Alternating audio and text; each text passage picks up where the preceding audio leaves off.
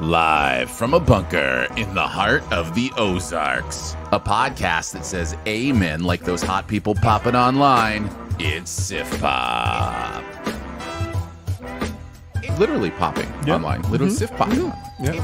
Welcome to Sif Pop Weekly, streaming live most Saturday mornings, or available to download later in your podcast feed, unless, of course, you're a patron. Patrons get perks. Patrons get those perks. Go to the Figaro. I'm your host, Aaron Dicer, and he means more to me than my precious clocks. It's Andrew Ormsby, ladies and gentlemen. Ahoy! Each week we'll chat about movies, TV, and whatever else from the pop culture universe is on our minds. And please welcome our guest this week. In the moonlight, he almost looks like a real boy. It's Ian Whittington. Oh, which parts don't? Give me some specifics. It's the lighting. It's really the lighting. It's just the moonlight. Yeah, you know, no, that's fair. That's when fair. the moon hits your eye. Like got it. You're good. good. You're Mwah, mwah. It is great to have you back, Ian. It's great to be back And, in the Not room only with back on the you. show. I'm in his space. You may have heard our guest that Ian and I have in the studio with us this morning. We do have a little puppers, and she is picking this time to whine a little bit. I don't know if it's coming through or not, but I did want to bring her up because she also is walking around a little bit. And if she unplugs something, Oh, yes. That is very likely. we could go away very, very quickly. And Aaron said little. This dog is a horse. I could disappear. I could actually... I was gonna say, if it's a little puppy, could you pick it up and show was everybody that on the YouTube? dog or was that you, Ian? No, that was the dog, because I just untangled a cord from around her nose. Nice. You good? Yeah. Feels like the live show. I'm leaving this Live in. show, guys. Editing, baby. Editing. Mark it on the edit. So anyhow, wanted the live show to know about that. Phil will do his best to edit any of that out of the show that we can, and hopefully my Canon EOS is okay, because that dog took out a camera. He mentioned everything in the room besides Ian. He never said, "I hope Ian's okay." Yeah, he's fine. My He's camera, fine. my cords, the dog. Phil has joined in the private chat and said, "I'm leaving all of this in." Well, all right. Do as you will, Phil. Do as you will. You're the boss. You are the boss, producer Phil. Nick in the chat, this is why we can't have nice things. Including English people. Yeah. Lolly in the chat says, "Edit Ian Chaos out." Ooh, full-time job. Yes. Yeah. True story. We do want to get into the reviews for today. We have a couple reviews today of the new Pinocchio. Not one of the new Pinocchios that's coming out this year. There are two Pinocchios coming out this year. Oh, that's insane. Not the Guillermo del Toro one that Netflix is putting out, but the Disney Plus one. This is the live action Disney Plus one that's coming out. Pinocchio. And then also we're going to talk about Honk for Jesus Save Your Soul. Do it. Which also came out this week in theaters and on Peacock. So that'll Theaters. I checked and it wasn't showing around here. Oh, really? It was at the Draft House. Honk for Jesus was at the Draft House. Maybe it's not anymore, but it was last week. Okay. Because just so everybody knows, I did not get to see the Honk for Jesus movie. I for some reason my Peacock subscription was acting weird, and then I looked on the Alamo app and I didn't see it, so I just assumed that it just wasn't in theaters. Maybe it was one of the, maybe it dropped off on Thursday. Maybe it was just there for like a week or something. And I think they probably opened it a week earlier than they planned, and it just confused everybody. Thank you, Ian. This is a reference to the movie that Andrew has not seen. So yeah, we're going to talk about those. Our best ever challenge is Robert Zemeckis, so we're going to talk about the best ever Robert Zemeckis films today. And then, of course, we will also do some buried treasure at the end. Before we get into any of that, I did want to make another announcement.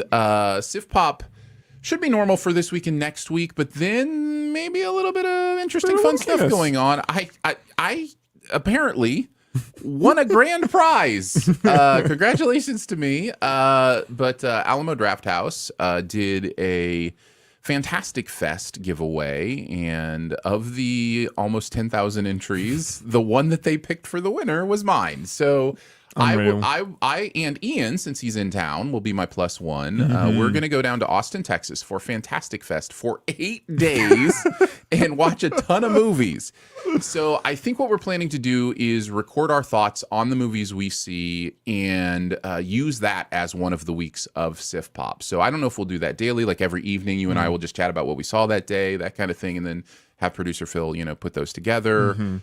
Whatever the case is, just wanted to give you a heads up on that. So if you look at the films that are showing at Fantastic Fest and you're like, ooh, I'm really curious about this one, now would be a great time to DM me or something and let me know, because I don't watch trailers. I don't know what's coming out for the most part because I take it week by week.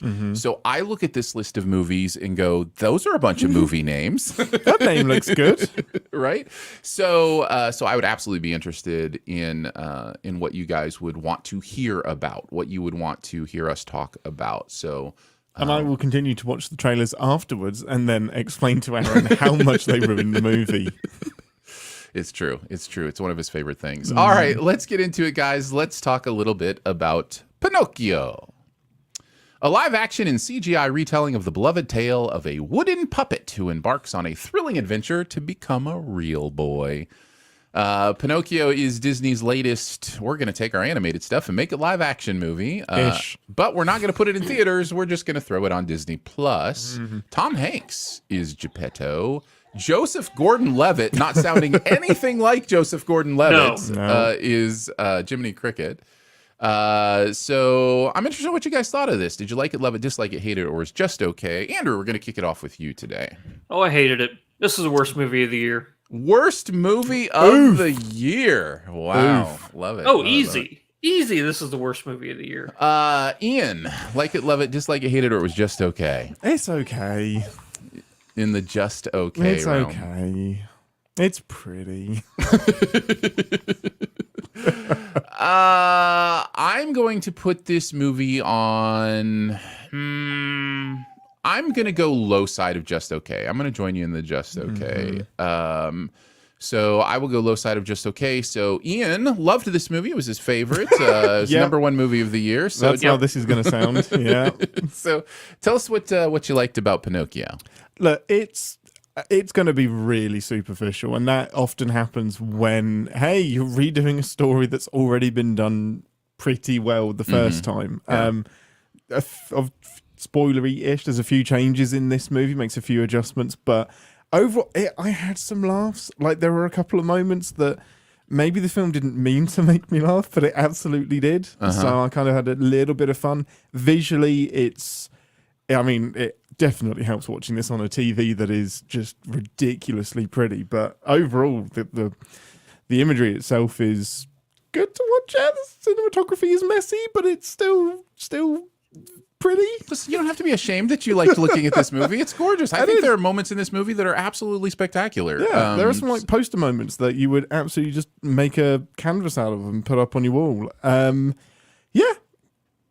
Not much else to... It's okay. It's nice to look at, and I laughed.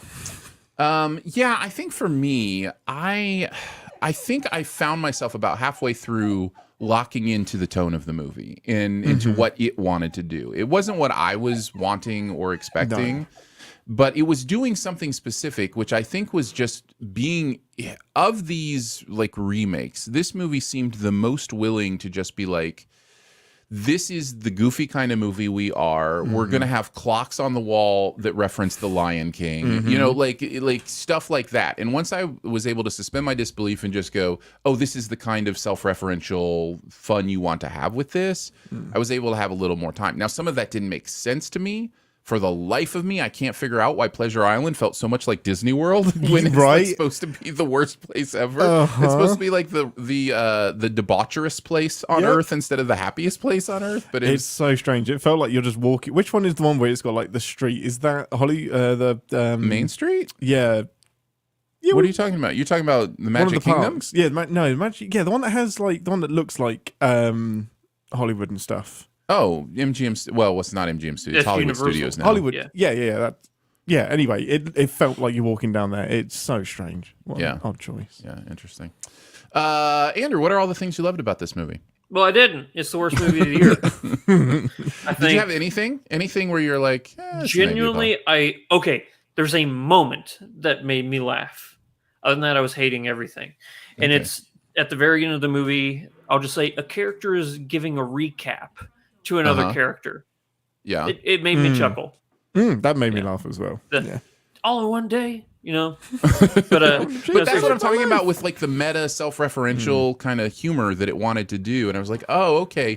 You're kind of doing like Pinocchio pool, you know, like a little bit here. So and I don't know that it always works, but it once I was able to lock into it, I was able to give it a little more grace, I think, and just let it be what it wanted to be. I need to find this amazing town where all the residents have different accents.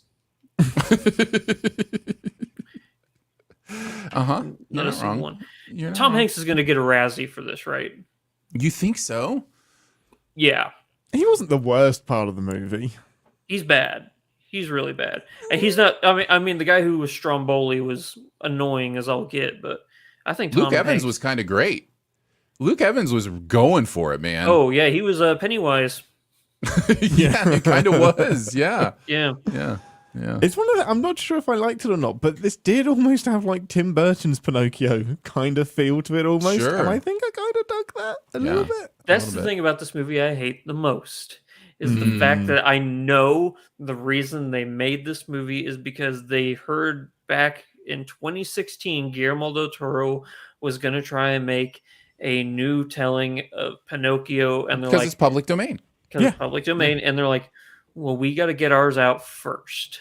Yeah. So they rushed everything. Everything in this movie screams, if we had more time, we could have made this good, but we had to beat Guillermo del Toro.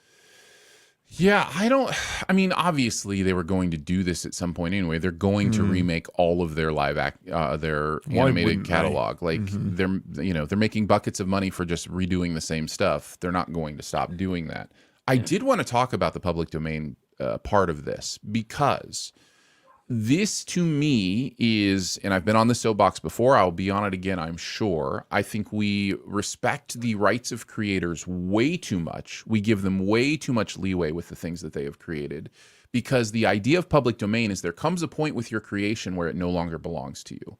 It belongs to culture, right? Like that's the idea of public domain, is that it's okay for other people to take your thing once it belongs to culture at large, right? You've earned the money that you can from it. Right, yeah. And I think that window should be a lot shorter. I think there may even, what is there it? Could be some 70, 80 years? And then it can even go longer than that, because they find loopholes in ways to extend it or whatever. Yeah, well, because the Happy Birthday ladies, I don't even know how long they had it for. So. Right. But I'm telling you, the fact that there are 2 Pinocchio movies this year is not a terrible thing, because if this one is bad, the other one might be good. And it's interesting to see what other people can do with properties. Imagine a world where the copyright window is, 20 years or something like that. And we are starting to allow people to make their own Terminator movies, their own Star Wars movie, then it's just like whoever can do whatever.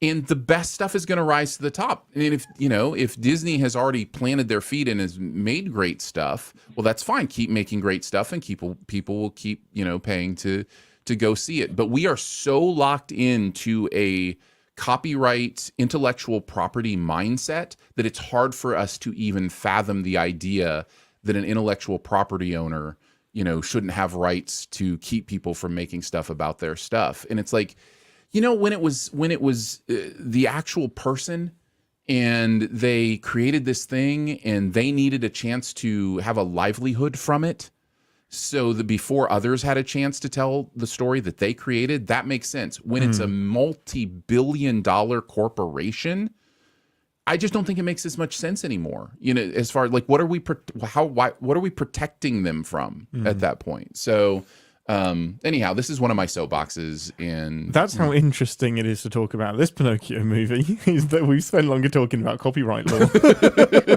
Wasn't there a Pinocchio movie like 2 years ago from like Italy or France or something?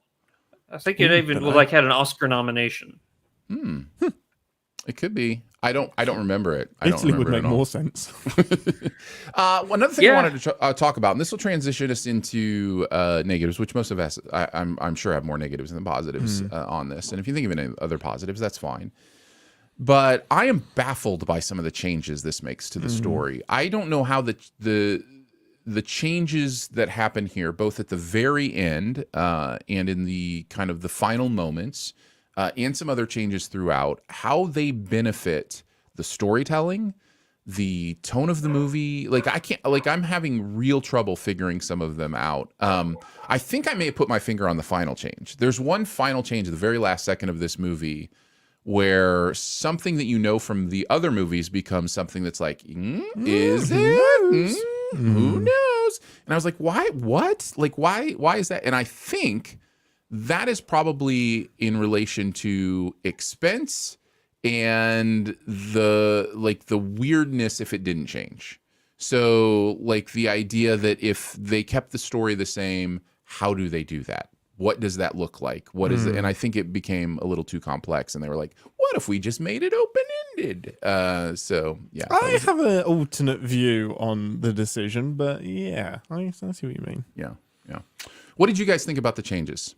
Well, I think what the movie's trying to say, and I know this is what you know too, Aaron. I'm not saying that you didn't, but it's saying you don't have to change to be you. You are who you are, and that's okay. That's the angle I got it from, based on what Geppetto says as well. Yeah.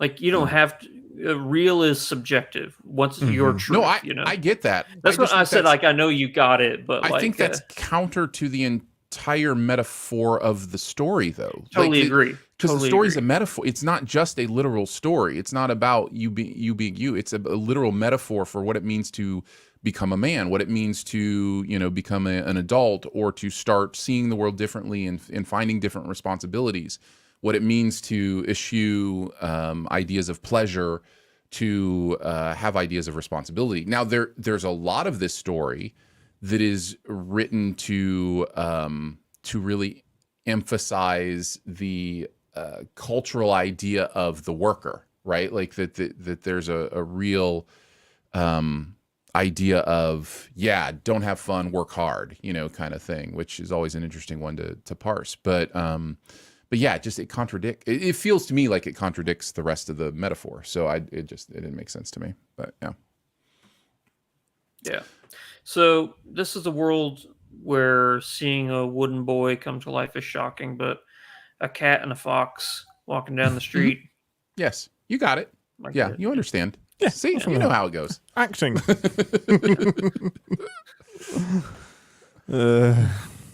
I didn't think this movie looked good. You guys brought that up. I saw a lot of times where like Geppetto or Stromboli would be picking up Pinocchio, and there was a lot of like hand bleed through and stuff. So, the visuals didn't work for me. Like, can you say like Ian? I know you said earlier on that you said that there was some like a picturesque like a wallpaper visual. Can you remember any that? Pretty much all of the stuff at sea. The kind of towards the opening with the blue fairy is just stunning. All of that is just really gorgeous. I love Cynthia Erivo. She's fantastic. Great. Is it Sabina, the other puppeteer? Teenage Witch? Yes. There's no strings on you, Andrew. Give yeah, me 2 seconds. I can tell I you. think It it's is Sabina. Yes, Sabina. Anyway, yeah, the other puppeteer lady, loved all of like her character, what she was doing, the stuff between her and her marionette puppet thing. Yeah. Best ventriloquist ever, by the way. Yes. Oh, Yeah. are you kidding? Best like puppeteer ever as well. Like the spinning, those lines are getting tangled. I didn't understand the ventriloquism. Why? See, nobody, I know. Nobody else is seeing. looking at you. You can Yeah. go ahead and move your mouth. Like, Yeah. It's the illusion. I did like the No Strings on Me musical number thing, but it's also I my did favorite like that bit too. of You know, it's I my did favorite like bit of the original, and they basically Yeah. remade it shot for shot. So no surprise there. Yeah. Yeah, I was going to ask about the music. They added 3 or 4 songs, so there's several new songs. I wasn't a big fan of any of them. No. They were fine, but I can't remember them. The Luke Evans ones is the only one that was fun, but I think that was more Luke Evans' performance than necessarily the song itself. And he's got a voice on him too. Yeah, he can sing, man. So yeah, I didn't hate them, but they didn't seem to add much for me. Yeah, okay. I will say it, the Pleasure Island. It feels cringy calling it that, but there were some visuals going on with the lights there that I could appreciate. Oh, by the way, this movie's not for kids. The whole Pleasure Island thing is terrifying. We talked about No, it is not. In the midst of it, I think I even just exclaimed as we were watching, and I was like, "What are they? This is a horror movie. We are killing donkeys here. What is going Ghost on? demons and Yeah.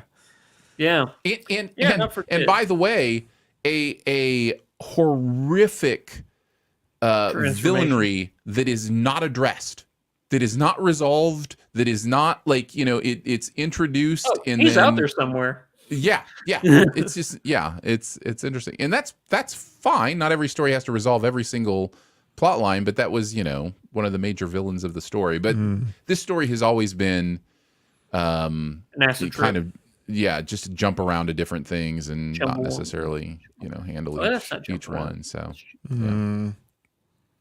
any other thoughts on Pinocchio? I think my biggest overall negative, as much as I loved looking at it, I also hated looking at it, because there are bits of this movie that are so busy and just a visual onslaught of fireworks and explosions and look over here. If there is any character stuff to really delve into or any like heart to the story, I was so distracted by the visual spectacle and the jumping around that it's not what I'm used to from my Disney things. It seemed very super duper showy and superficial. I mentioned the Joseph Gordon-Levitt performance. I'm not sure I like it. It's definitely a performance. The whole Jiminy Cricket character was just a little much for me. Just the design, the fourth wall breaking. But it was the most Deadpool part of the show, wasn't it, of the movie? Well, I mean, except it was not funny. Not funny. Yeah, that's the problem. Yeah. I think I totally agree. It's not funny, but it is very impressive how much unlike Joseph Gordon-Levitt it sounds. Yeah, that's talent. That's yeah, impressive. 100%. But I think even though I didn't like the performance really, if the whole movie was like the Jiminy Cricket character, like if that was tonally what the whole entire movie was like, like, oh gee, everybody was like that, I could have bought into it more, I think. I think it was going for that. I think that's part of Tom Hanks' performance. Hanks has 2 performances this year where he's really going for something. And depending on you like the Elvis performance, right? I really you do. Thought that was great, because many people think that's a terrible performance too. Like I've heard people talk about that. And I just think he's going for something, and I think he's having fun. I think he's so just too. enjoying it. Yeah, I think that's it. And yeah, it works for you. It doesn't work for you. I can see, parts of this movie being enjoyable, but like you said, it's not even like, I mean, I think you'd have to be 8 or 9 before I'd show you this if you were my kid. Like, it's just teen. No, I think you can start to like. I think we're a little bit protective of dark things that our kids can start processing at some point. But if like a 4 or 5 or 6-year-old, like I would never show them this movie, which is a really interesting choice to make. So you wouldn't show them about 15% of this movie, right? Yeah, that's fair. Yeah. That's fair. I don't know. The whole, even just like the getting kicked out of school stuff, and there's just a lot of meanies in this movie, which is fine. It's, that's part of life. But, and it's funny because everybody's saying that this Guillermo del Toro version is like the darkest iteration of the story we're ever going to get. So. Right. Well, I imagine if Guillermo's doing it, the idea is to take it back to its roots, which is, more of like a Brothers Grimm, kind of, really dark kind of thing. If you've never read the original Brothers Grimm for a lot of like Disney tales, like I think Little Mermaid or Snow White, or one of them gets very murdery. Oh yeah. Sleeping Beauty is not cool at all.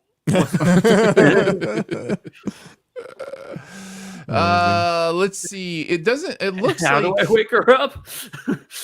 It looks like the original Pinocchio was written by an Italian writer named Carlo Carlotti. And just was based on Italian culture and that kind of stuff. So this would have been in the late 1800s. Yeah, the late 19th century, 1883. So, yeah. So, the 80s. What are you going to do? Nice. All right. I think we can move on. But yes, suffice to say, not necessarily recommend from any of us, even if we did find a few things that we liked in it. Yes, no post-credit scene. All right, let's move on to Honk for Jesus, Save Your Soul.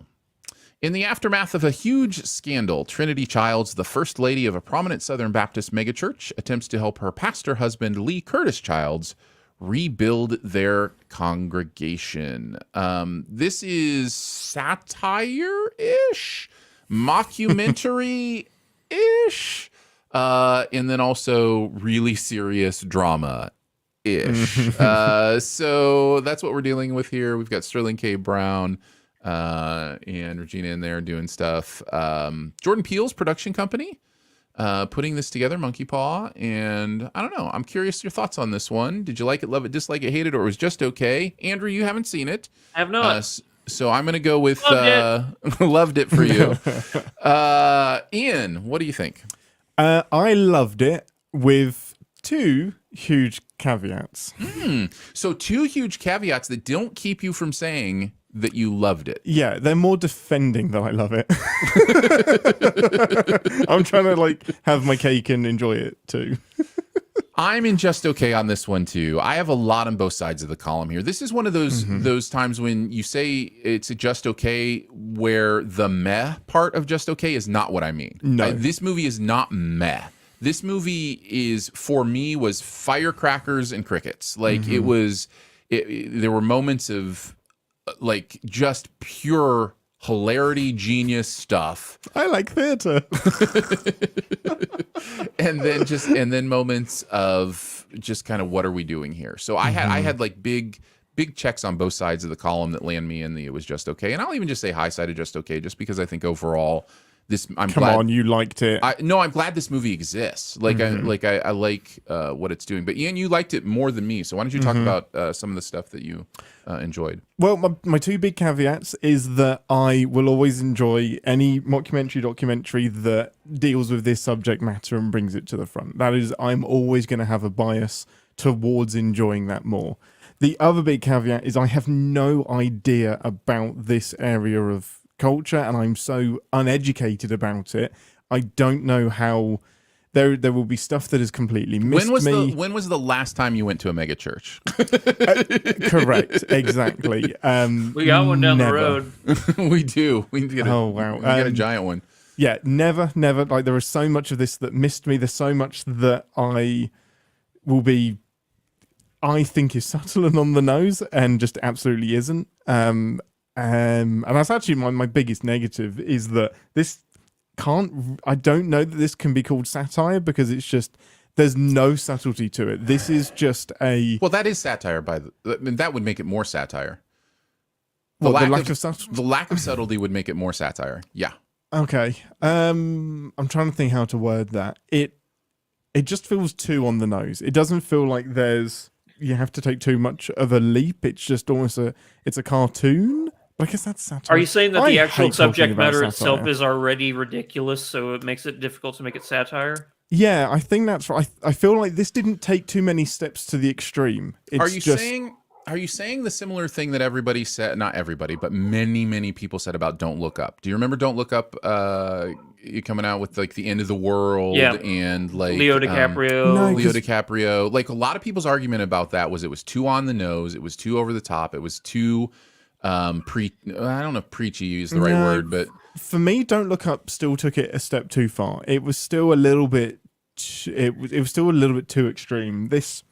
The agenda outweighed the satire. Because that is satire. And I think a lot of times, especially now, satire is so difficult, like Andrew said, because our world feels so over the top and strange and like we're living in a simulation and how is this real? And like there's so much going on in that way that when you try to do satire, it's like, yeah, you can't get over the top enough, you know? Well, putting satire to one side, then my point still stands that it lacked any subtlety. Like there was no subtext here. This was just, it was just putting it in front of you. It's interesting. We had, I think, different experiences because one of my negatives is that it didn't pick a lane and that there are subtle moments in this movie, and they kind of work, but they don't work in this movie. Like there's a real jarring effect when the movie goes from caricatures, over the top, on the nose kind of stuff, to trying to deal with like the real trauma. There's stuff that happens, especially with, and I guess I'll say this as a positive overall. I liked that this movie dealt with the Trinity character specifically. Didn't know that going in. But by the end, you realize this is about Trinity. Yeah, absolutely. This is about Trinity Childs. And I didn't know that, but I appreciated that. But because of that, there are moments with Trinity that are supposed to feel so very powerful and real that it's hard to justify them with the on-the-nose, over-the-top satire. So that was one of my kind of main difficulties navigating this movie. But that worked for me, but I think because I can just see that happening in the real world. Like I can see that because a lot of these mega pastors are caricatures, but there are still humans behind them, families, and I can well imagine because she herself hasn't picked a lane. She hasn't picked, am I all in on being this caricature as well, or can I get out? Can I leave this? Yeah, and I thought that was the most compelling through line of the entire movie was her conflict. And so, yeah, it's an interesting one. It's an interesting one to talk about. You know what it reminded me a lot of is another satire about Christian subculture, which is Gemstones. What's that? Righteous Gemstones. So Righteous Gemstones is an interesting comparison. It's very different than Righteous Gemstones. Righteous Gemstones is, I think, more comedy than satire. Righteous Gemstones is over the top for the sake of making jokes, as opposed to making a point. Now, the point is made. The point is made in Righteous Gemstones, but it's not the number one priority, right? Making you laugh is. Making you laugh is the number one priority. Here, the number one priority is making the point, I believe. Okay. No, I'd agree with that. And the movie that I was thinking of as the comparison is Saved! ! Which is Mandy Moore and many others, but it's kind of the Caucasian version of this movie. Like, and again, this is one of the strangest is not the right word, but most terrible, whatever parts of modern Christian culture is that is so segregated too, with white churches and black churches and that kind of thing. And so, but yes, the white church version of this is Saved, which I think came out in the 90s. And then this is more the African-American experience, kind of satire of, modern religion and mega churches and that kind of thing. So, But yeah, they're very, very similar in that I come away from both of them going, yeah, like skewer away. Like we need to be looking at those kind of things, even as a person of faith who believes a lot of the, the same things that those people might believe, or at least some of the same things that those people might believe. They believe they believe. They believe they believe, or we believe they believe, but maybe they don't believe. Maybe they just believe that they can make something out of saying they believe. That was way confusing, but a lot of fun to say. You said believe a lot more than Eddie Murphy and Shrek. I believe. Aaron, what are some pros you got? Yeah, I was just going to say, even as a person of faith, like I watch a movie like this and I go, bring it, let's go, like shoot the arrows. Like I think if you are the kind of person who wants to think critically and wants to be an active member of conversation and culture and those kind of things, you have to be willing to look at yourself in the mirror. I say yourself, there's very little about these people that I identify, with in a lot of ways. But, there is that overarching area of faith, and go, okay, why is it viewed this way? Why is it seen this way? What are the choices being made that are, wrong? Where are the moral lines in ego and, wealth and, like all of these things that it's dealing with. And I love that. I absolutely love that. It's my favorite thing. And when this movie gets it right, it is skewering with pinpoint accuracy those things at the same time it's making me laugh. And there are several of those moments, and they are the firecrackers. They are the highs of this movie.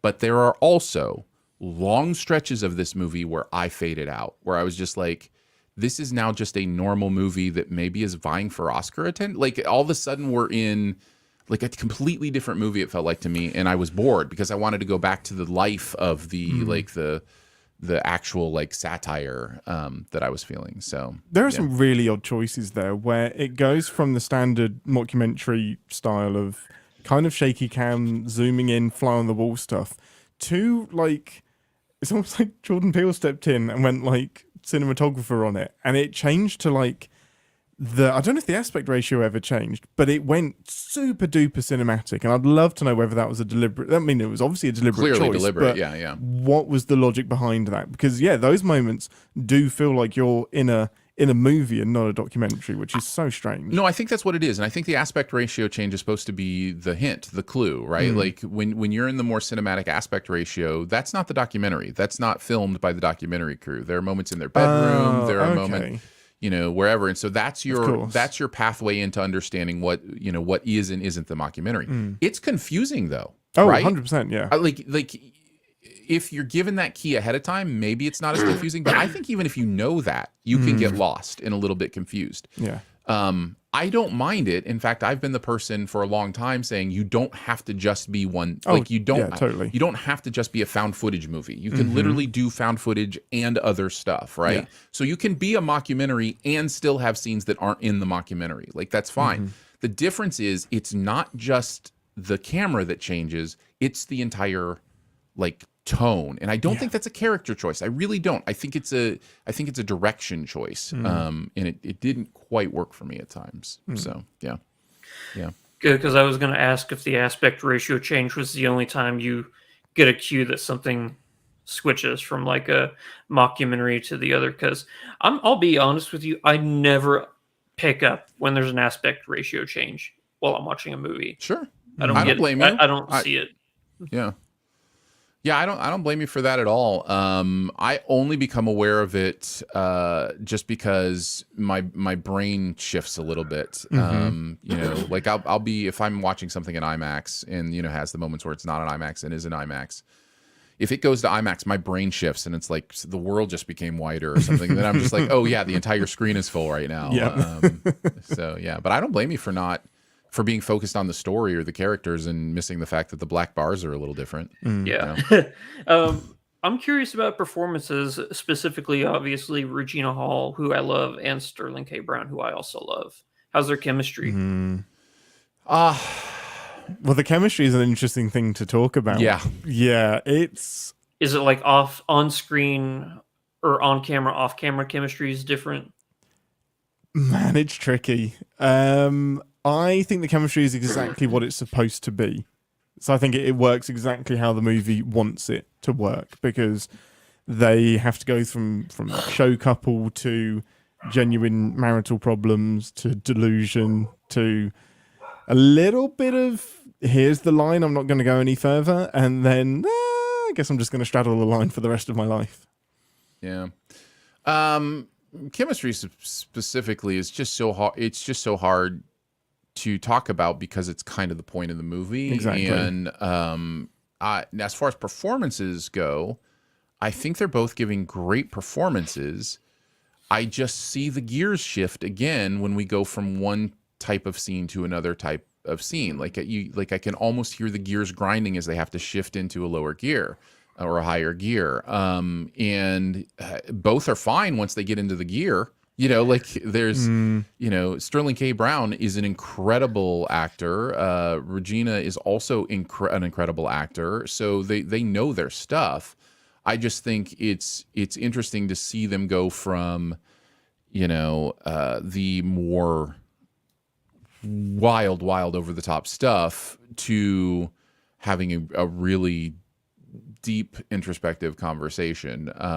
Both things work, but I'm just not sure it feels like the same characters in those moments. So it worked for me, and here's why I think it did, because they have invited this documentary crew into their life, but they aren't the characters themselves aren't actors. So it's easy to put on this show in front of a congregation for 2 hours on a Sunday or however long the service lasts, but they have to keep this guard up for all of the time. And Anita, the mostly silent off-screen documentary creator, is great at being the fly on the wall and being in the background. And there's so many moments where they catch, especially Tina, what's her name? Regina Hall's character? Trinity. Oh, Trinity, sorry. yeah. When Trinity catches herself and just like, do I pick this moment to break the wife, the first lady character, or do I dig my heels in here? And I feel like they were doing a really good job of portraying that these characters aren't actors, and there's just a big difference between being on camera all the time, especially with the shady stuff that's going on. So you talk about the shady stuff, and like this movie gets deep into some really traumatic ideas. Mm-hmm. And that is the other part of this that is hard to navigate in a satirical comedy is, we're going to talk about this topic. Mm-hmm. And, you know, how do you maintain any kind of, character through line when you have to, when you start to understand who this character really is, what they really have done, what a terrible person they are. You know what I mean? Like there's an interesting progression this movie tries to make with talking about some really traumatic real life stuff that also is worth absolutely destroying. But it feels like it should be handled with a little more sensitivity, and so the movie does that, which I understand. But it again shifts the tone of the movie. So yeah. It's interesting. This might be the most me and Aaron have ever disagreed on a movie. We're usually on the same page. I think they did a great job. I think I really, really enjoyed the way. Enjoy is such an odd word, so maybe I agree with you more than I'm saying. I appreciate how they handled it. I love that aspect of the story kind of tears down the it tears down the comedy, the caricatureness of it. Like that is when every single character is most exposed, is when that is brought to the forefront, especially towards the very, very end of the movie with that confrontation. That's where I felt like the documentary was most real. I didn't really have an issue with how they brought it forward. How did you feel about the ending? Where do we land here? Like, I loved it, man. Yeah, loved it. I think it's hard, and I think that's right, because I'm sure that's an ending that most people actually have to have to face. Like, you want the person to run for the hills, you want some kind of resolution. There's not really a super resolution at the end of this movie. You get the impression that the cycle is just going to continue. I don't know for sure, and maybe I need some more time and thought with it, but I don't necessarily understand what this movie is trying to say with the way it ends. Because this is a documentary situation, or a mockumentary situation at first, and then slowly shifts into a documentary situation by the end.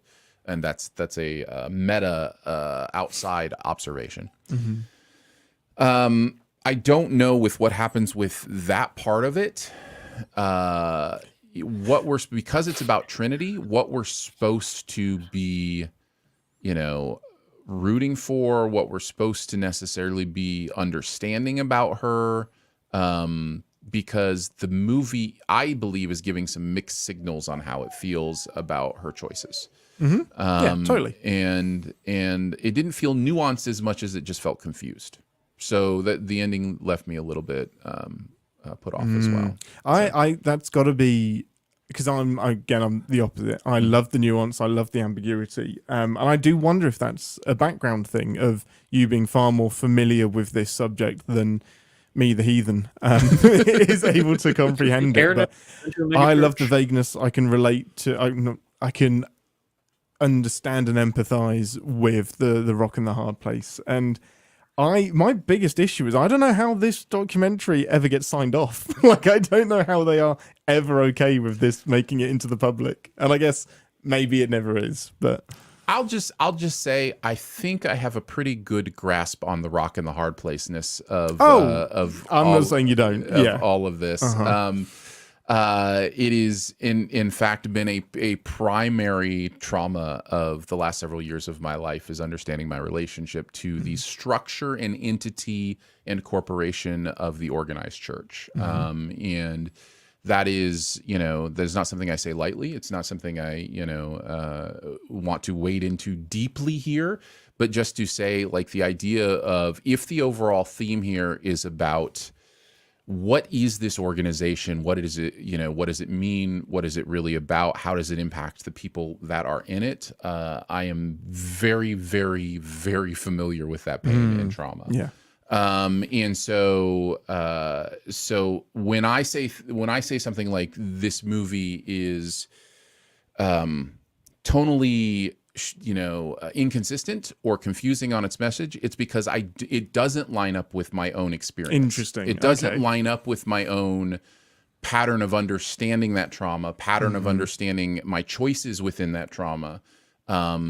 At times it feels to paint by numbers and cut and dry. That's, the more over the top on the nose stuff. And then at times it feels, self-serious and deeper and important. And so I find myself confused as to, my relationship to it. Now, again, it's, I don't attend a mega church. I've been to mega churches. Like, I've certainly experienced, that. And let's be clear, in many ways, we're just talking about the number of people that go there. Every organization, every group, every community has its different things. So that, and I think we know that. And anytime you have a movie that, that deals with a person of faith or a community of faith, I think we all understand that doesn't necessarily mean that applies to every single community of faith or person of faith. Oh, of course not. But I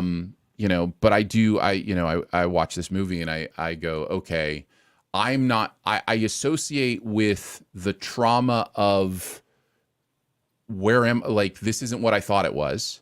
But at the same time, I don't necessarily have the exact same relationship to, for one, mega church culture, or number two, I'm not a person of color. So there are those two aspects of it where I'm not necessarily going to connect in the exact same way, but yeah. Yeah, and Trinity is so much deeper into it. Being the pastor's wife, the first lady, she is so stuck. Segregating herself from that and removing herself from that has got to be nearly impossible to even comprehend. And that scene with her mother is crushing, because you got to believe that was her lifeline, or this could be this one bit of approval that I need to get out. We'll talk around it a little bit. I don't want to be too spoilery, but the movie is also not afraid to deal with very specific arguments of the church, faith, those kind of things.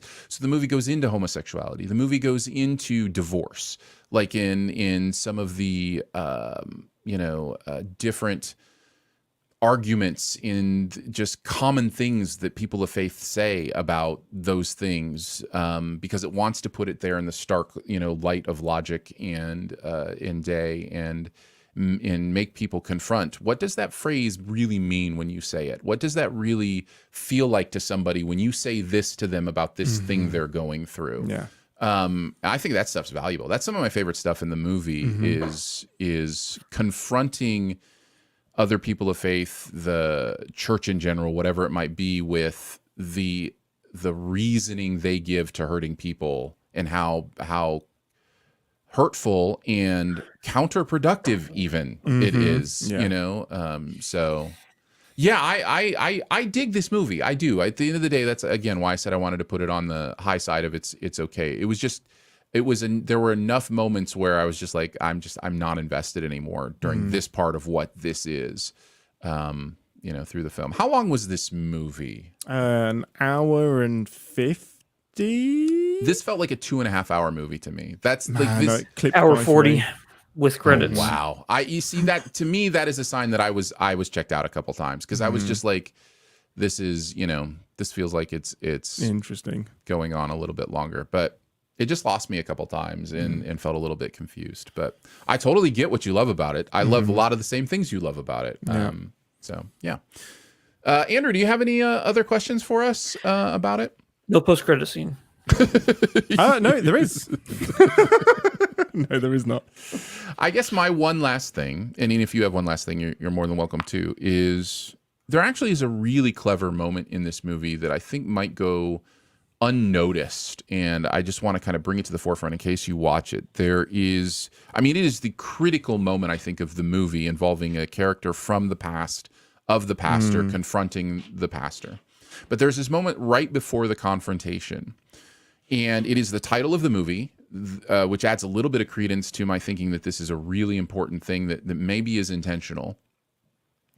But there is a moment where, they are asking people to honk for Jesus, and a character makes a choice that results in more honking, but less Jesus. Yeah. And I think it's a really, and that's all I'm going to say, but there's some really interesting play going on there that my intellectualism was like, ooh, I think I see what you're doing there. And that's a really interesting thought, that maybe we're saying something about how, the way you get the responses is really the important thing as opposed to the responses. And I really love I think that's clearly what they were going for. It's the hypocrisy of, but I think that could be missed. I think it's subtle enough. So it's in the trailer. Guarantee it. I guarantee it's in the trailer. I wasn't joking. Listen, I don't want to know. Listen, I can only be so upset about trailer culture for so long. Super quick. I did explain the Nope trailer to Aaron, and that the sombrero is in the trailer, and he was just like, no, it's not. I just don't even. I choose to live in denial now. Trailers just don't exist. I don't know if you guys know this. There are no trailers anymore. Interesting. Yeah. You have to clap 3 times now to make them reappear. Exactly. All right, before we head into the best ever challenge, huge shout out and thank you to our amazing Sif Pop members. We appreciate you. We love you. If you've considered it, I would hope that initially the consideration is, man, I love listening to the show. It'd be nice to support them. What's really nice through Patreon is we're able to give you some bonuses, some different things like that. Starts at like $3 a month just to know that you're keeping this podcast going, keeping the website sifpop.com going. If you go to patreon.com/sifpop, one of the things we love to do is do extra content for our members. And pretty much every week we record bonus stuff for our members. Right now, we're actually every week doing a review of the latest House of the Dragon episode. So just kind of a quick look over the episode, our thoughts on it, those kind of things. So if you enjoy Game of Thrones, enjoy House of the Dragon, might be a great time to head over to patreon.com/sifpop. Think about supporting what goes on here, and at the same time, having some extra fun conversations with us. Really enjoyed our conversation this week. I think it was a really fun one. Lots of sound effects. You know, it's a great conversation when you get sound effects. Patreon.com/sifpop. You're going to get a copyright strike for us, Ian, speaking of copyright. Patreon.com/siftpop. And we really appreciate you, those who support. So thanks for doing that. All right, let's move into the best ever challenge. We're going to take a look, since Robert Zemeckis gave us this amazing Pinocchio movie that Andrew loves so much. We're going to go with best ever Robert Zemeckis films. We'll go number 5 to number 1. And oh man, I thought you said best ever Mark Zuckerberg movies. It's just number 5, Social Network, number Trump. 4, Social Network, Trump. number 3, Social Network. Trump. 2, Trump. Me too. So we will go from number 5 to number 1, and if you have the movie higher than somebody else has it, then you just Oh God, I didn't send the sound effect. Oh, nice. So yeah, just shout that out, and we will talk about it when it's your turn. It was so funny, Andrew. You did it at the same time as I played it was like this weird. I had no idea. Yeah. Oh, great. Yeah. So let's get into it. Ian, kick us off. What is your number 5 Robert Zemeckis film? Number 5 is Who Framed Roger Rabbit. Nice. I think the guessing game at home should be: did Aaron push the button, or did Andrew actually say it? Oh, I'll have to do something like this. Amazing. Yeah, there we go. Yep. So, okay, we will talk about Who Framed Roger Rabbit in a little bit. I'll go next. I have A Christmas Carol at number 5. I really enjoy this Christmas Carol, partially because Jim Carrey is Jim Carrey, and I think he's incredible. Not for kids. Yeah, well, the story is a little wild. It's crazy, the stories we told our kids 150 years ago. But yes, I enjoy this version. It's not quite Muppets Christmas Carol, which is probably the best Christmas Carol, but it is enjoyable. It is. Not probably. Yeah. Oh, sorry. It's not the Muppets Christmas Carol, which is the best Christmas Carol version, other than the live performance at Silver Dollar City. Of course. But I do really, really enjoy it, and I think Jim Carrey's a big part of that. And I think the animation, this was about when it crossed over into being watchable. Uncanny Valley was kind of it's still plenty of Uncanny Valley stuff here, but it's not the kind of Uncanny Valley where you run screaming the other direction. It's just like, I think I can put up with this. So yeah, I really enjoy this one. Andrew, what do you got at number 5? Just real quick, I was Bob Cratchit whenever we did the Christmas Carol in school. So nice. Very nice. My number 5 is Beowulf. Oh, interesting. Now, that's a choice. When I first saw this movie, I hated it. I hated it a lot. I watched it again, and I understood what the movie was trying to say and how it differs from the actual tale of Beowulf that, you're told when you grow up. I think what Robert Zemeckis does story-wise with this one, put aside the, the early 2000s animation style, which I have come to appreciate, but I can totally understand people not being on board for. If you look at the story and realize so this is Zemeckis's retelling of the classic hero story to these classic heroes, they're supposed to be men, and men are fallible. What if men who are seen as heroes behind closed doors succumb to their desires, and what does it mean to be a hero? Is your story more important than who you really are? Is the truth, or and I did not pick up on any of that at all the first time I watched it. But after I watched it again, I'm like, oh, how did I not pick up on this? It's so obvious what the movie's trying to say that honestly, There are movies that are in my honorable mentions that you're probably going to be like, wait, you like Beowulf more than that? Yeah. And I'm going to honestly, yeah, if you told me to pick one over this, I would pick Beowulf. It's wild, I know, but this is one of those movies that may have come out too soon. If it had come out now and people could look past those kind of not so great CGI, if you could look past that, you got a really good movie on your hands right here. So what I'm hearing is there's still hope for Pinocchio. That's what I'm hearing is that you know, several years from now, you may have Pinocchio on a best ever challenge list. Aaron, I get it now. The Good Dinosaur is not a No.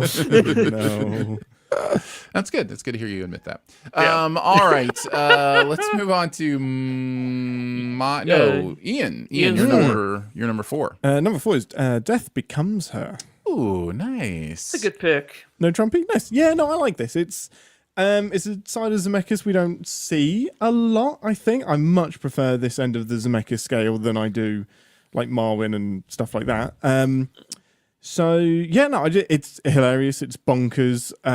Everyone is absolutely giving a performance in this movie. It's so much fun. Again, not for kids, but super duper fun. Which you should be able to tell by the poster where there's an entire section missing out of the middle of a human being. I love it. I love it. It's because it's a bunch of people, that you would never expect to be in a movie like this. Yes. It's such a strange cast. Yeah. But they all know what type of movie they're in. Mm-hmm. And they all go for it. It's a fun movie. Yeah, that's a good pick. Fun. That's a really good pick, Ian. I love it. I'm liking our 5s and 4s, kind of dipping into kind of our Zemeckis films that maybe are honorable mentions for other people, which I kind of love. Maybe the same here, or maybe you guys love this movie too. I don't know. At number 4, I have What Lies Beneath, the Harrison Ford thriller. I think this is a really good thriller. I think this is a Hitchcock movie. Like, this is Zemeckis' closest ability to get close to Hitchcock. And you mentioned, I was going to say the same thing that you said, Ian, about this doesn't feel like every other Zemeckis movie to me. Oh, totally agree. So yeah, I really enjoy this movie. If you haven't seen it, I would recommend it. I know it didn't get a lot of love or buzz or anything, but I enjoy this one. It wasn't for me, but I'm not going to fault you for it. I appreciate that. The bathtub scene was anxiety inducing, I'll say that. It's really well done. I just think all the tension in this movie is really well done, and it tells an interesting story. So, all right. So that takes us, Andrew, to your number 4. Oh, I'm sure this is going to get Trump, but Contact. Trump! The good thing about it is there's an R. I really roll that R or gravel that R, so it gives me a chance to try and lip sync along with it to where nice. Yeah. Yes, that will be trumped. All right, let's go on to our number 3s. Ian, what do you got at number 3? Forrest Gump. Trump. Nice. That was great. I honestly couldn't tell if that was... Well, I knew it wasn't Aaron because I know you're in the room. You know if I'm pushing the button or not. Well, no, because my screen is in the way. It's blocking your hand. But I just know that you don't like this movie. Fine. I will be quiet. Yes. So we will talk about Forrest Gump later when the people who like it want to talk about it. Aaron. My number 3 will probably also get trumped. My number 3 is Back to the Future. Trump! Get out! Get out of here. All right. I thought you knew movies, Aaron. There are just 2 that are better. That's all. There are just 2 that are better than Back to the Future. That's all there is to it. I will have a legitimate intellectual argument for both the movies I have above Back to the Future. Yeah, it's fine. Yeah, I don't think these are bad choices. Yeah. So. There are 5 movies better than Back to the Future. Ow. I think Andrew just gave away. Wow. He doesn't even have it on his list. Good night. Including Beowulf is better than Back to the Future. You're just objectively lying. Do you remember what I said at the end of my... No, I was like, you guys are going to be shocked. We have no memory. We have no memory. We just know you think Beowulf's better than Back to the Future. Wow. It's true. All right. Andrew, I think that means we're on to your number 3. This is where I have Who Framed Roger Rabbit. Okay, so Nice. Andrew's got it at number 3. Ian Number has 5? it at number 4. Number 5. Number 5. Number 5. Okay, talk about it. Yeah, it's if it wasn't for Chip and Dale Rescue Rangers movie, I would have thought that this type of movie never could have gotten made again. But it's the OG. It's hilarious. We've mentioned this movie quite a few times on our like a best ever challenge list. So I hope people who haven't seen this movie really take that to heart and realize, okay, maybe there's something more to this movie than just it being funny. So yeah, this is a brilliant movie. It really is. It's not just the gimmick. The gimmick is not even like the top thing that comes to my mind. I was like, it's a great story. It's a great whodunit. Yeah. Good movie. Yeah, I love this man. Bob Hoskins is the last person I would have guessed to be in a movie like this, and he is easily the best part of it. He's so great. He's the perfect person for this movie. That's an Oscar-worthy performance. I mean, it still wouldn't get talked about today, but yeah, I totally agree. I think he's absolutely fantastic. One of my earliest film memories is watching this. Judged my parents massively for the age at which I watched this movie, but it's amazing. It's so good. Mommy, who's that? That's Jessica Rabbit. You just She's pay attention. pretty. You pay attention to the funny bunny. Yeah, that's it. Why is that man getting flattened? Yeah. Yeah. All right. Number 2s? I think we're on to our number 2s. Before we do that, though, I genuinely think the dog needs to go outside. So, Sure. Ian, that's either you or me. I can do that. All right. Yeah, and then we'll get back on it. Well, I'm gonna refill. Yeah, she is being insistent. So Little thing. What's her name? The little one. Kaylee. Yeah, Kaylee? the tiny little dog. And this Kaylee. is Aaron. Tell the people what you do. You have like a house. Like there's an app, I guess. Oh yeah, no, my wife and I are rover sitters. So basically, it's like the Uber driver for pet watchers, right? Like the people need their pets watched. They can find us and we'll take care of their dogs. So we have different dogs in the house, a lot, and it's great. It's wonderful. Because the reason why I bring this up is because until you mentioned it to me, I never heard of this app. Like I was, so I was hoping, like, if there is anybody in the chat or somebody who's listening just later on during the podcast recording, it's like, oh, that's an actual thing. So hopefully this is not a SpawnCon. This is not a sponsored conversation. But honestly, like knowing that there's an app where people can watch your dogs. Like if I ever go on vacation or something, I got 2 crazy mutts here that would need somebody. So it's really Rover. Cool. Yeah, it's just Rover, ROVER. And if you ever think about using it, I have codes that I can give you that will give you a little bit off. Nice. So yeah, we got Shirley in the DM chat. on Twitter. Shirley H says, "OMG, I can't believe I got to see you guys live." Well, welcome, Shirley. Nice. I liked also what Lolly said. Andrew is so smart. Might be the best review summary understanding of Beowulf I've heard. I don't know if I let Ian know. Browolf. Browolf, which is a totally different movie. Yeah. Browolf. Parts of the movie do feel like Browolf. Yeah. But while he's getting that, I'm gonna refill my water bottle. Do it. I'll chat with people. Yeah, I go needed to pee. He's back. I was gonna tell you, you could have left her outside too. Like it wasn't. Yeah. She would have been fine. Andrew's left now, so amazing. So, welcome to one of the most laid-back recordings of Civ Pop. It has, Live. isn't it? Hello, everybody. Let's see. Hello, Shirley. Watched last night, like Ian said, based on clips I've seen of some mega churches. How caricature is it really? Well, that's the thing. The some mega churches is kind of what makes it caricature-y. It's dead accurate on some mega churches, but not every community is the same. And so overall, I do believe it is caricature-y. That doesn't mean necessarily the things it's saying aren't accurate, to be clear. Surely we are glad that you have a chance to watch live. That's really fun. I love that you're drinking out of a pitcher, Andrew. That's amazing. Here's the thing. I put all of my like drinking bottles and stuff in the washing machine last night because that's what I always do on Friday nights before the show.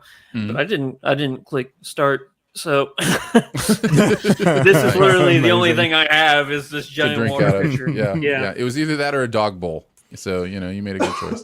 Yeah. Oh, that's being used right now. Shirley says hello from Taiwan. Hello to Taiwan. Hello, Taiwan. Yeah. And then Gonk says, Ian, I love your voice. Thank you, Gonk. You know who loves my voice? Say, patron, get those perks slowly. Patrons get those perks. I don't know whether they meant that they loved it that way, but that's okay. That's fine. That's fine. I loved it that way. All right, let's get back into it, guys. I think we're on our number twos. Yeah. Let's get into our number twos. Ian, what do you have at number 2? Castaway. Same. Nice. So that means my number 2 is fairly obvious. Yeah. This is where I have Contact. So Andrew, you had Contact at 4. I have it at 2. Contact is one of those movies that just gets better every time you watch it. It's just the performances are great. The story is really interesting. Ian, have you seen this? No. This is right up your alley, man. This is so up your alley. This is probably easily in my top 10 list of shame. Just never got around to watching it. I will love this movie. Okay. I think. Yeah. So interesting. Maybe not. Okay. Where this movie goes, maybe not. Okay. I'm not definitely, what you think it is. I'm definitely interested to hear your thoughts once you've seen this movie. I've been told I will love this movie. There are many things you will love about this movie. Okay. Where the story goes in the end, maybe a little, maybe no. But the ending of this not. movie, there's one Maybe part of not. this. I think Aaron and I would both agree that there's like a 2-minute bit at the end of this movie that really ruins a lot of stuff. Like they didn't commit. It doesn't to for something. me. It doesn't for me. But it might for you. Okay. So. Does it end with God did it? You know what? I'm not saying anything more. I'm not saying anything more. You know what? I'll say no. It does not end with God did it. It definitely does not end with that declaration. But I do love, and I know implications. You have Aaron. I know this is your number 1, so sorry if I'm talking over you. But number I do 2. love. I do love the. Oh, okay. I do love the philosophical and scientific theological conflict in this movie. Correct. There's science theology tension in this that is really interesting. So and it's willing to explore both and to talk about both, which is really interesting. And that is represented by Jodie Foster as the scientist and Matthew McConaughey as a is it a priest or a pastor? I think it's a pastor. I could be wrong. It might be a priest. Are you talking about McConaughey? Yeah, McConaughey's character. He's more of like a faith leader. He's more of like a yeah. I can't remember. I thought he was a professor of theology. Maybe that might be it. Yeah, that sounds right. Anyhow, it is well worth watching. It's beautifully constructed, beautifully shot. Zemeckis does some things in this movie that are just really interesting visually and technically interesting. The picture we're looking at on the video podcast is, an example of some fun ideas with like the hat that Jodie is wearing, like how it matches the satellite dishes in the background. Yeah. And, like there's just like interesting visual touches like that are great. So and career best performance by Jake Busey. Not saying a ton, but not wrong. You're not wrong. So that is my number 2. Andrew, I think that means we're at your number 2, which was also Castaway. Oh, that's right. That's right. Yeah. So we're on to our number 1s. Yeah, what do you got at number 1? Are we allowed to talk? Oh, right. Got it. Yeah. Sorry. No, it's Back to the Future. Of course it is. What are you talking about? I can't, I knew this wasn't going to get trumped because of all time. Thank you. It is a perfect movie. Time travel shenanigans at the same. Despite time travel shenanigans, it's perfect. I can probably recite most of this movie. Now that doesn't mean it's good, but it means I've watched it enough that it makes it good. Now if you're just of the 2 movies this week that open with like ticking clocks, this is the one that absolutely you should watch. Tick tock, tick tock. Love it. Yeah. So good. Yeah. So good. I had it at number 3. You're wrong. I'm not as wrong as Andrew though, who had Not it, even on the list. had it below Beowulf. I do. No. Look. Back to the do. Future is a lot of fun. It is one of my favorite movies. It is in my top 200 movies of all time. Hyped. But it's out. it's a bit there's a bit of nostalgia. I think there's a bit of nostalgia bounce that Back to the Future gets. It's not a perfect movie. There's a lot of nonsense in this movie. Enjoy the nonsense. But you can enjoy the nonsense. Absolutely. I totally get it. Totally get it. Like I have it at number 3. So like, obviously I think it's great. So yeah. There's less incest in Beowulf. Lies. Just off screen. There's way more off screen incest in Beowulf. All right. Let's see. I guess that means it's time to talk about Castaway, which is my number 1. Yeah. And was Ian's number 2. Yep. My number 2. And your number 2. So I guess we if have we a were all clear picking winner. that would be our clear winner. It's just nice to talk about a great Tom Hanks performance after having to think about, him going for it this year. What I love about this performance is, it's still very much Tom Hanks, but he is doing some performance things that he doesn't often get a chance to do. There's something about the solitariness of what he's experiencing that he really locks into, and you believe the exact amount of his mind that he's losing, right? Like you really see the progression and what solitary would do to somebody for that long. When he names the beach ball Wilson, it's not just a funny thing that happens. There's literally a process that he goes through with that beach ball that relates to how the island is impacting him. Like everything in this movie is specifically about what it means to survive alone. And I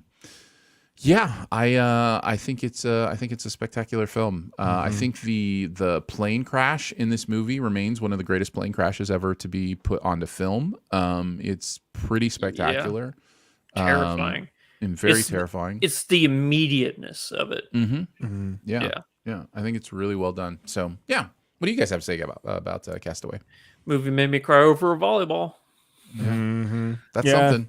I love it. It's a pretty perfect character study of a man gradually losing his mind, done in all the right ways. And I don't care that it's 4 hours long. Or is he finding his mind? Yeah. No, honestly, like I know that can sound like a bit, but I genuinely mean that. I do think that this movie is about finding yourself and what you're made of, because the person that comes back from that island isn't the same one that, left on that plane. Is there an argument to say that this is a better person that's come back? Well, I think both things can be true. Who understand what's important in life now, Yeah, having lost everything. I think he both loses his mind and gains some peace and gains some perspective. As well you should, if you spend that amount of time alone and then reintroduced into society. I think I don't know that there's a way you stay on that island for as long as he does without going a bit bananas. I got a question for you guys, and I know what you're going to say, but just so it's out there in the world, because every person I've talked to about this movie, they have one complaint. They hate the time jump, and I don't. I like the time jump. At the end, you mean? No. The blank year, 4 years later, doesn't bother me at all. Doesn't bother me at all. I think it's almost necessary. Because what did you expect to watch the entire 4 years? Yeah, a lot of people who I talked to did. A lot of people who I talked to did. They expected it to, but I'm like, no, I like this time jump, because no, you need it because they set up in the couple scenes before, like how he was going to progress. So, Yeah. Well, what do you have in number one? Do we know your number one, Andrew? You do. You sure know it's life is like a box of chocolates because you never. know what that's you're gonna right. get. That's right. Yeah. Forrest Gump. Speaking of Tom Hanks. Yeah, exactly. Not speaking of Tom Hanks giving great performances. Though. Oh, get out of here, Aaron. You cannot say that isn't a great performance. No, it hasn't aged all that well, but yeah, it's fine. It's good. It's good. We can't judge things on what they are We can now. judge things however we want. That's the Absolutely. beauty of being human. You don't have to have reason and logic. You can just judge things. That's what we do. No, I think this is a remarkable journey of a man who kind of not in the same way as Castaway, but a man who understands the basic premise of what's important in life and understands what's good in life and what should be focused on. And it's a remarkable tale of, a man getting to experience all these what we would consider amazing things, but that's not what he finds important. Like he's like, I met the president again, I went to the White House again, and he's like, I've met the president so many times, but all that he it's more really important that he needs to empty his bladder. That's what's that's Hey, the I important need thing. to pee. But what he finds important in life is Jenny. Jenny, his mom, his town. Like, just all he wants to do is just mow his lawn and go on a run. Like, it's a heartwarming movie, regardless of how sad it gets at the end. Ian, where did you have this on your list? 3, Okay. I believe. Yeah, 3. Speak on it. Yeah, no, I really enjoy this movie. I lean into... I try to avoid the depth and just enjoy it for Tom Hanks's performance and the bits that make me laugh and the ridiculousness of it. I don't mind that he pops up through history and photoshops himself into pictures and however terrible it is. I just enjoy watching Tom Hanks in this movie and the ridiculousness of this potted history of the 20th century. Yeah, I enjoy it. Yeah, don't listen to me. I'm the weirdo on this. Most people love this movie, and I don't hate it. I by no means hate this movie. So, do you think it's overloved or? Well, of course, I think it's overrated. But again, I'm the weirdo on this, so like I don't expect anybody else to agree with me. You're both weird for not putting Back to the Future higher. Yeah. What were you thinking? The greatest movie of all time. Thank you. All right, let's get into honorable mentions. Many. I had Forrest Gump as an honorable mention. Thank you very much, even though it's not my favorite. Well, I had Back to the Future, so take that. As an honorable mention, Back to the Future as an honorable mention is an insult. I only had 2 others. What else did you guys have? I'll go Romancing the Stone. It's worth mentioning, sure, yeah. It's a fun movie. It's not. You're gonna, if it's on TV, yeah, give it a watch. It's fun. And then Flight. I think Flight's a really good movie. I had that in my honorable mentions as well. I'm glad somebody else did.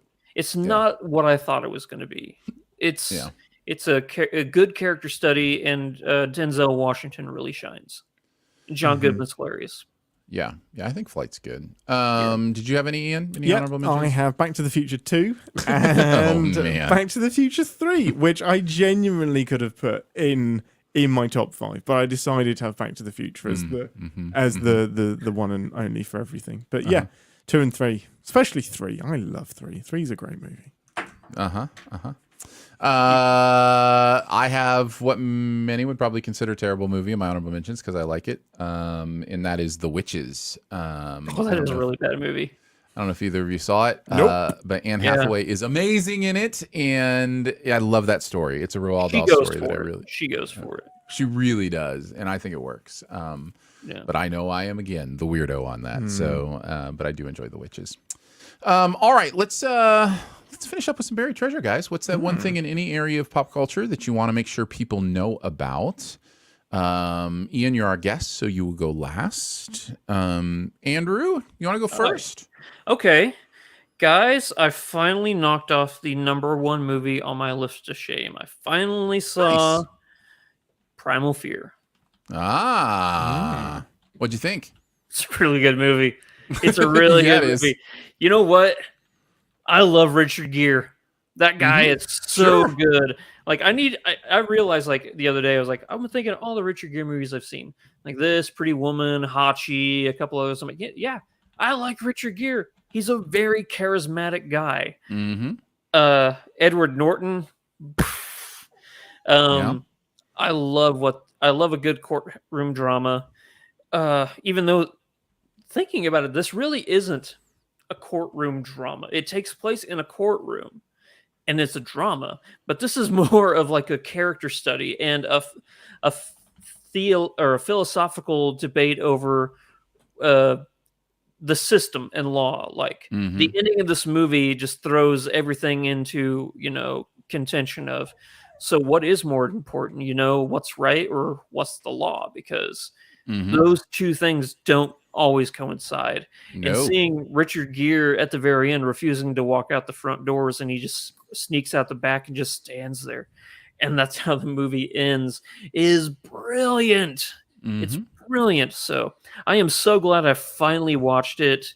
Laura Linney, also I didn't mention, is great. Yeah, it's a really, really good movie, and I'm glad I finally watched it. I am too.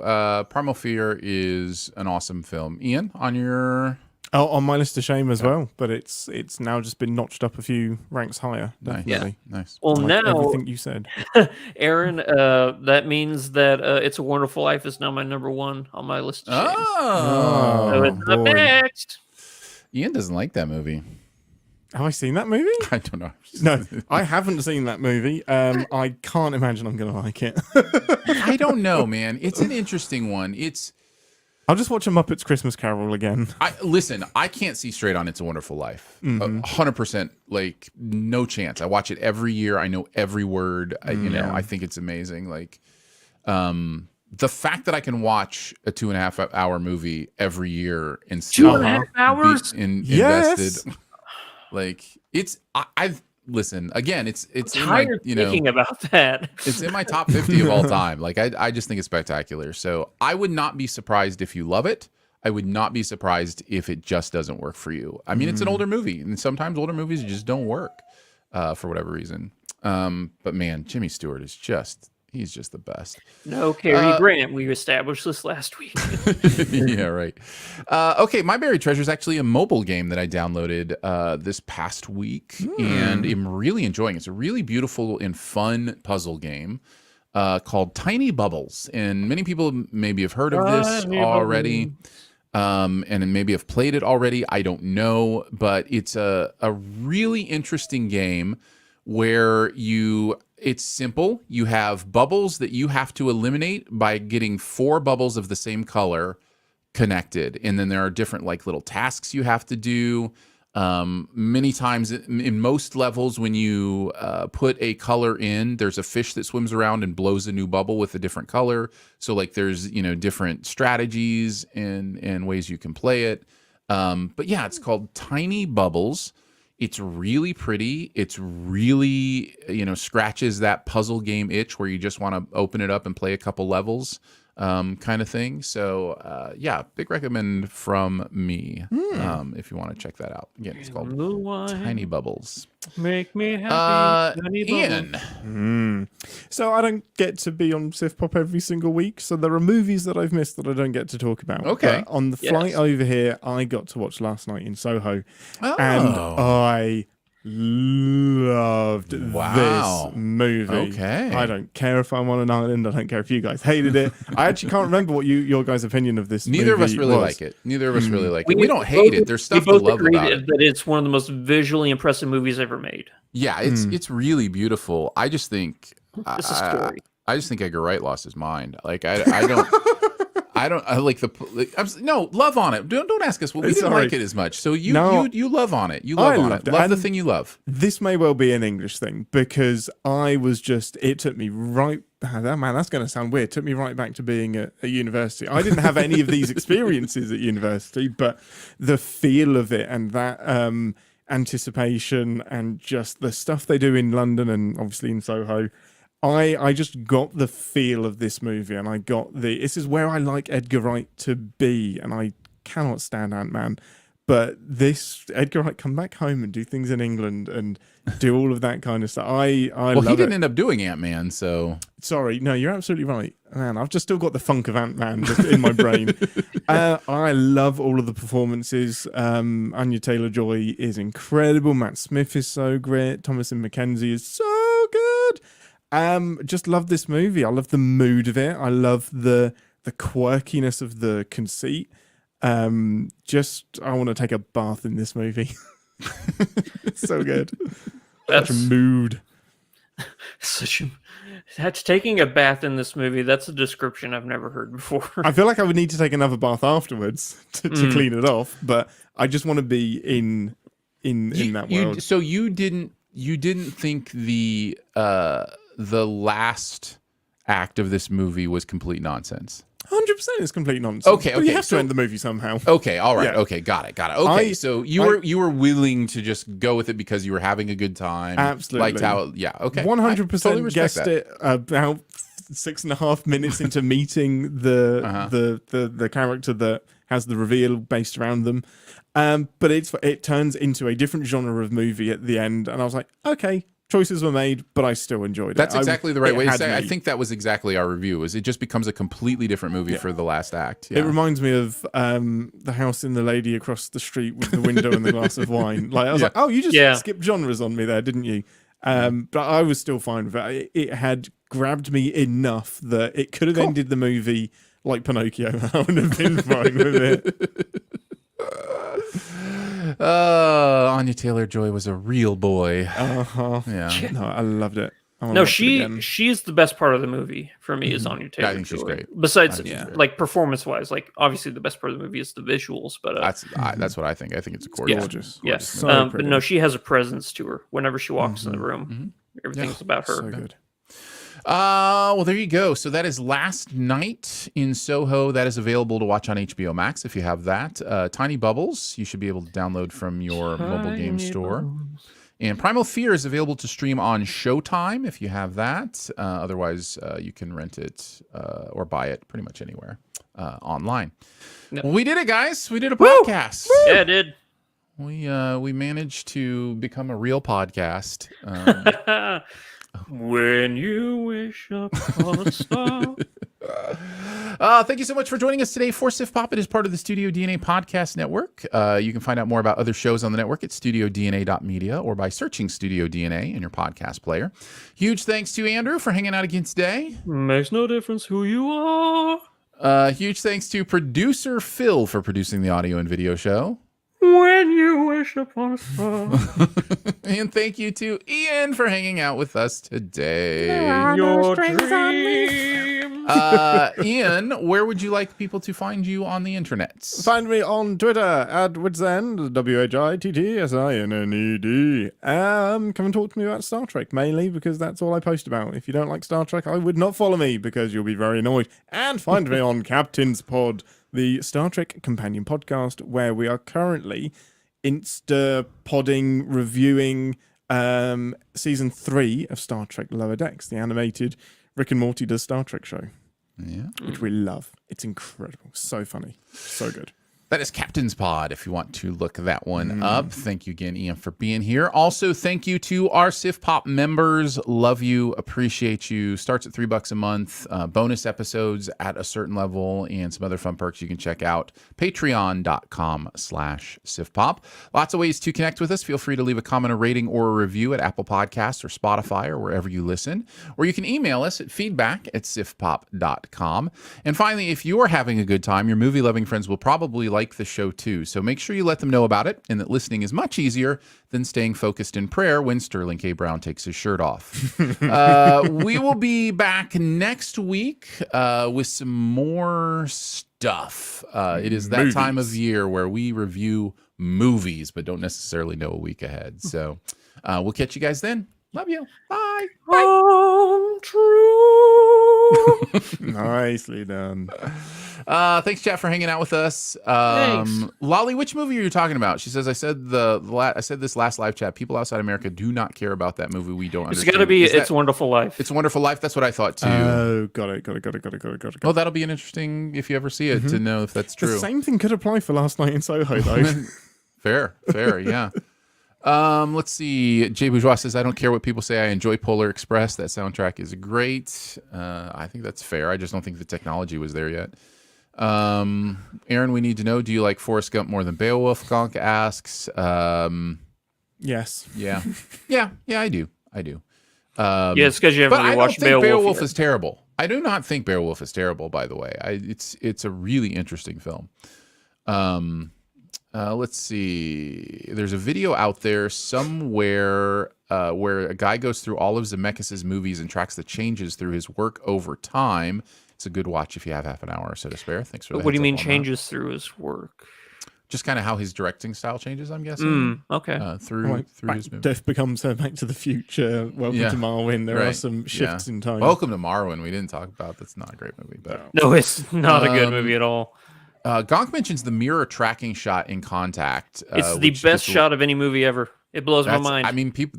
It's one of those shots that you will miss if you're not tuned into how like the technical aspect of how movies are made. But once you start to think about it, it will blow your mind until you actually research it and figure out how they did it. Like I'll have to look up, see how they did it. Yeah. Oh, you haven't? Is there? You don't know how they did it? No. Yeah, you can find that on YouTube. There's behind the scenes stuff. Is it something like what I imagine, and I know I'm wrong, but they had to have zoomed into the mirror and then zoomed back out and then painted in everything. I don't know. I don't know. Yeah, it's a great shot. Yeah, honestly, it is like because I only saw the movie last year for the first time, I think. Whenever Aaron and I were doing, or 2 years ago, whenever Aaron and I were doing our list of shames. List of shame.